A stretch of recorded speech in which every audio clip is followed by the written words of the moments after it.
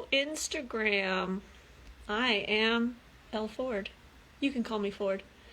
In just a minute, I think Sky's going to join me, and she's going to tell me all about Xeni by Rebekah Weatherspoon.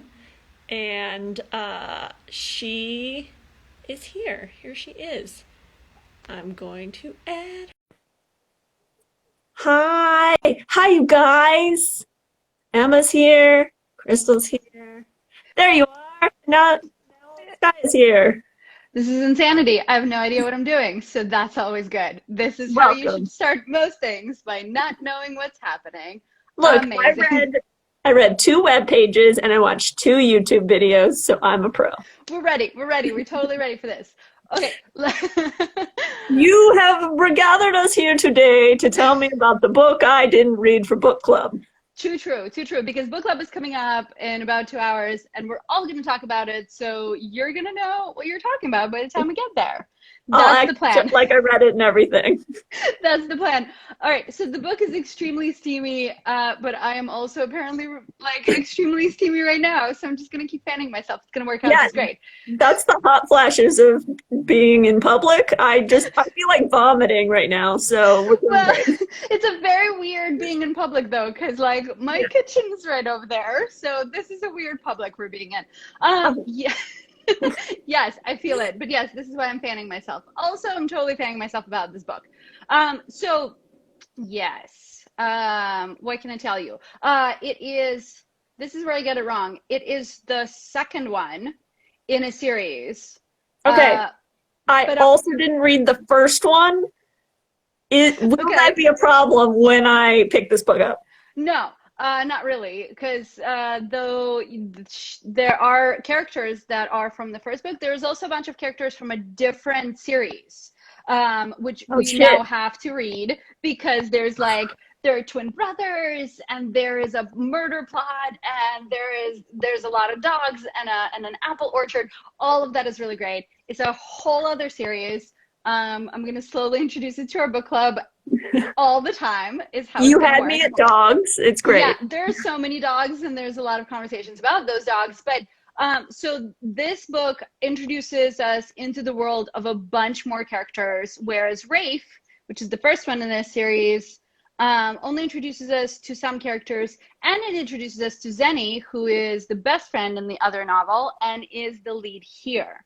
Now, The, you were mhm. talking about Rafe, a buff male nanny. Yes, I am. Okay, Yes, great. I am. It's a great title. I know that that was a point of contention in book club, but Yeah. I think it's hilarious and it sets a tone. And then you start reading and you're like, my tone was right. It's fun and funny. Like I did spit takes at the inner monologue in Rafe because it starts out really fast and it's just like, things are gonna be funny and extremely sexually explicit right away. And I was like, yeah, okay, I'm back for that. That's great. That's great. I'm like filled in on page 3. So five flames in sexiness. Definitely five flames. Absolutely five flames. Yes. It's very, very explicit and it's very unapologetic about it. There's no like, and then we're gonna close the door, or like now we're just gonna fade to black. No, you get very specific details, but not in a clinical way. Like it did not feel like I was reading a medical journal about what's happening. It was very much a thing. The thing that I think for me is a sign of a really well written sex scene is the particularly in, so going back to Zenny, because we can talk about Rafe at a different time, but Sure. in this book their sexual escapades aren't really my jam. I mean, I didn't think they were my jam, and then I read this scene and I was like, is this my jam? I'm very But confused now. like give it away without giving it away, I guess. In what um way were oh, you not sure, or don't, because this is a personal preference thing. no, it's fine. I mean, I will tell you anything, truly. But But like, will you tell Emma and Crystal as well? Our two I mean, new sure, watchers. sure. I guess sure. Well, so there is a lot of sex toys that are introduced into their sex play, which is great and fabulous because sex toys are part of sex play and are infrequently visitors to like romance book sex play because it's I don't know, maybe not part of the trope. I have no idea. I think it should Distancing? be. I don't know. I Yeah. don't know. I really like it because it's real and it like it's a thing, but like they do a lot of anal play. Anal play is not my jam, Mhm. but the way that it's written and the way it's described is very hot. And Nice. I was 110% there for these two people doing that stuff. Right. And like And then I was like, normalizing that ooh, sort of shit too. yeah. I mean, it was great. It was really well described. You really got a sense that these two people really want this. Like in this moment, and they trust each other, and they're doing this thing as consenting adults, which is hard to write in a sex scene without being like, just trust us, it's gonna happen, right? So it was really that to me is one of the big like this is a well-written sex scene because I definitely was like, this is super hot. I'm incredibly into it for their benefit. Uh, I didn't know I was into this, and I still am not personally, but I definitely like jumped into their emotional connection to the scene, and I was like, yeah, you do you a lot of you do that a lot. That's Okay, what so happened. so we know that the main character's name is Zenny. Talk about Yes. the other Oh character. yes, very good. I should really catch you up to that. So Mason is her Inconvenient Husband. The full name of the book is Xeni and Inconvenient Marriage, and the setup and the trope, if you will, is that she has to marry this guy in order to get her inheritance, and he has to marry her because there's also monetary value in this for him. And so they decide, having just met, to marry to see what it's going to be like. And he is from Edinburgh, so there is a Scottish accent You and got some bagpipe. brogue. Yes, and my brain doesn't do it very well, but your brain does it very well. So you could like put all of this stuff in there. And That's he's, only because I've binged Outlander a lot. I have not in a while, and I need more Outlander, particularly after this. And he's a bigger guy, and it's all about like how thick he is and how broad his shoulders Nice. are.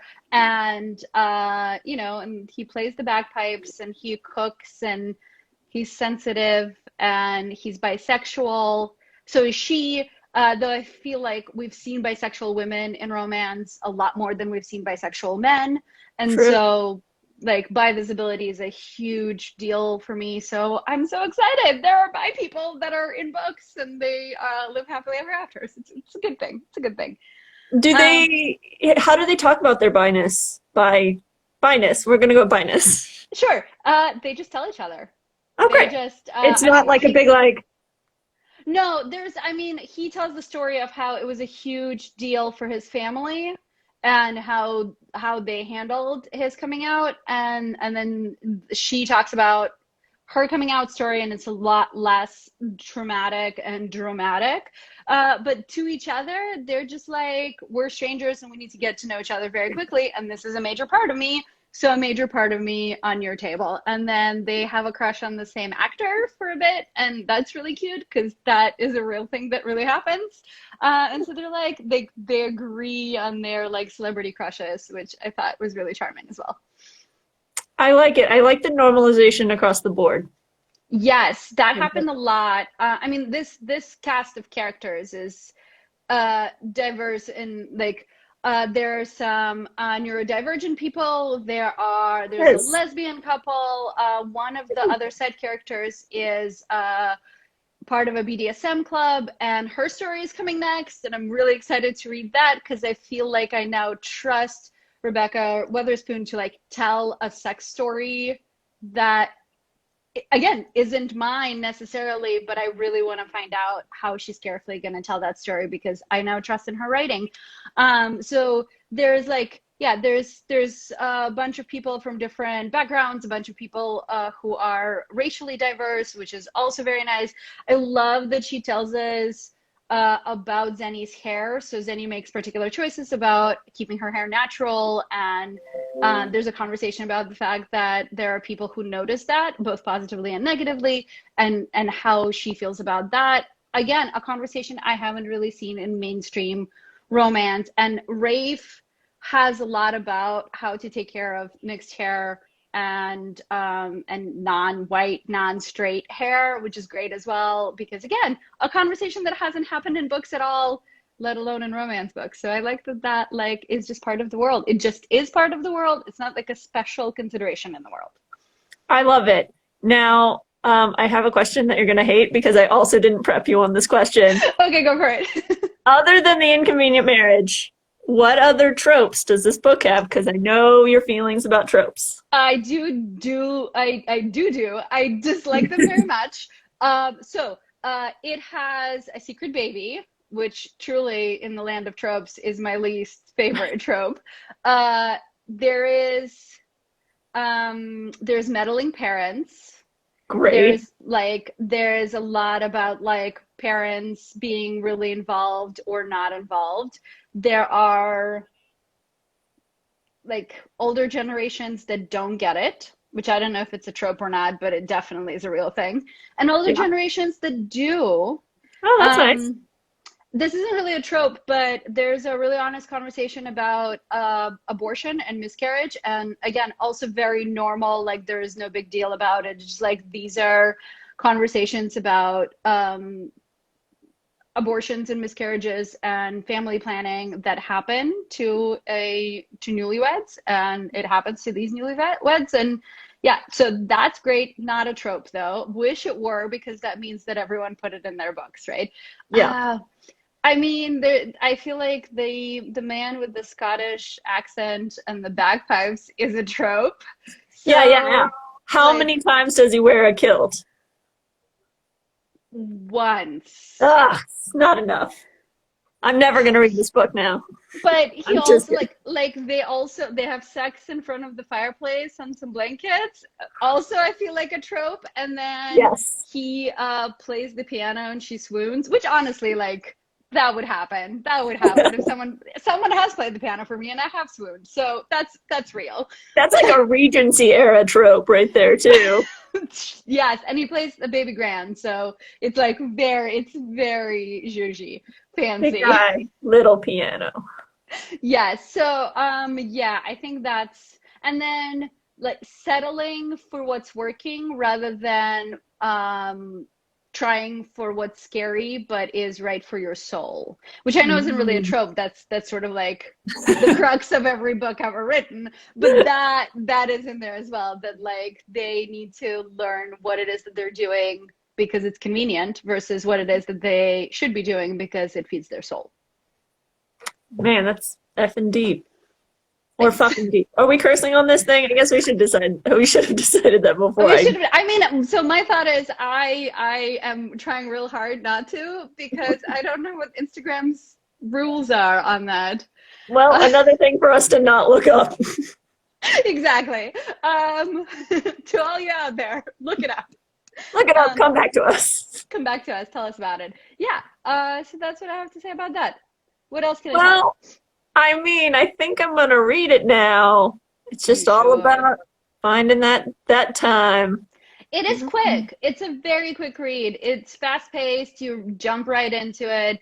I would say of the two, Rafe read lighter and faster. This has death in the family and Yeah, some family some drama other that heavy stuff. starts it all. So it gets, and it deals with grief and sort of like complex family and how to grieve and still not necessarily agree with everyone in your family. So that's a lot deeper and a lot harder than just your regular like rom-com, let's get through it. So Rafe is the faster of the two, but I really, really like this. I like that it was sort of a similar tone, but really different stories.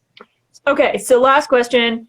If you had to rank Rafe and Xeni, yeah, I didn't Oh prep you on this question either. no! Oh, I think Xeni. I think Xeni because it's got so much depth. Not that Rafe doesn't. It deals with other things, but this has a lot of avenues that it covers. It also, I mean, Xeni also drops a bunch of hints for like all these other stories, and I immediately went, I want to know all of them. Whereas Rafe is a little more insular, and it sort of like is about their little family. This is all these family stories all together. So Nice. So it's the trunk of the story tree a little bit. a little bit, yeah. It like ties in all of these other stories, and yeah. So I would say Xeni, and then when you love Xeni, read Rafe without looking at the cover and not being upset about No, his no, no, no. title. It's the title. That model on the cover of that book is delicious looking. Yes. Yeah, Chef's so kiss. there you go. So then just look at the top part of that cover. Okay. I'll just look at the face and not the Just title. look at the face. Yeah. Cool. And then so Rebekah Weatherspoon has a book that has come out this week, is coming out this week. I have no idea if it ties into these at all, and I need to figure that out. Because there's a cowboy. I don't know. Again, that's not my jam, but cowboys might be someone's jam. No, it is my least favorite trope, probably because I lived it. And that's just not sexy to me because that's family to me. Oh, right. Well, then maybe we'll skip the cowboy one. But that's the current one that she's released, and I don't know if it ties in at all. I haven't looked that up. I didn't realize that these two called Loose Ends, so that this series is called Loose Ends, tied into the other series whose name I don't even know. I have to look it up. Yeah, I feel like we're on the verge of like a fansplosion in the Rebekah Weatherspoon. Oh yeah, definitely. world. Where we're gonna read a whole bunch more of her stuff. Yeah. Absolutely. I feel like we've spent. By the way, we've been book clubbing stress relief books for 28 weeks now, which is kind of insane. Because I don't think we've consecutively read that many romance novels prior to that, but 28 consecutive weeks of this, and we have really been trying to find like meaty, good, juicy, sexy romance that isn't also really surfacey or extremely heteronormative or extremely misogynistic. And this is it. Like, Awesome. You found the mother lode. Like, we finally dug deep enough to find this person and to find her writing, and I am extremely there for it. So. Well, I mean, that's the way to wrap this up. Yes, yes, go read these, because if there is ever a good representation of what a romance should be, I feel like this is it. Yeah. Well, great. What book are you not gonna read for next week's book club so I can prep one of these? Well, I don't know. I don't know what the options are going to be. You haven't cultivated them yet. Well, I have cultivated them. I just haven't shared them with everyone in the book club. That's Not true. to be that sass, but there's that. That's true. But also, who knows what we vote for, because it's a cheerocracy at Stress Relief Book Club. It is. It really is. So I feel like we should do these are all the choices, show up to find out what we read. Shit, yes. Here's the book I'm reading until we decide. Oh, I love that. Yeah, I have to tuck into the pile of things people have lent me because I'm starting to feel the guilty weight of that stack of books staring me down. Well, I have sort of taken away your ability to read other things with 28 weeks of reading romance, so. Look, I think about that. I was like, great, so I've read 28 books at least. And then I was like, oh man, those first couple of months, I read 2 books a week. And then I know last weekend I read 2 books. And so that weren't even in book club. And so the number is, it's huge. It's huge, and I love it, and I'm here for it. Keep making me read things. Excellent. Well, I will continue on that.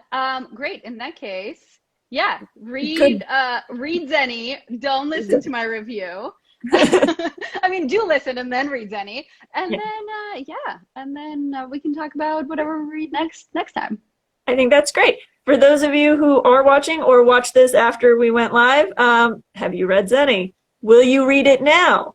Tell me any thoughts. This is me interacting with you live from my living room.